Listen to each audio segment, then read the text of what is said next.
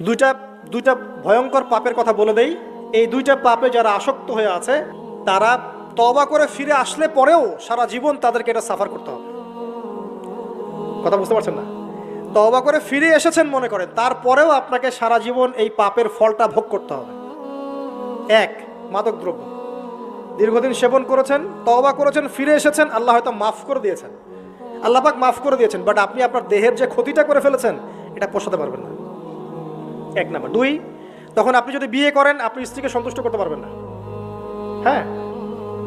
দুই নাম্বার হচ্ছে এই যে গোপনে যুবকরা যে পাপটা করে, মাস্টারবেশন, যেটাকে আমরা বলি হস্তমৈথুন, এই পাপ যেসব যুবকরা করছে বা করে, এবং অ্যাভেলেবেল এই পাপটা সবাই করে, কারণ এখন পর্নের যুগ, পর্ন দেখলে তো আর কোনো উপায় নাই, তখন তো এই পথেই যেতে হচ্ছে, নিজের উপরে নিজেকে জুলুম করতে হচ্ছে। যারা হস্তমৈথুন অভ্যস্ত হয়ে গেছে এরা যদি তওবা করে ফিরেও আসে, শরীরের যে ক্ষতিটা হয়েছে এটা পূরণ হবে না কখনো।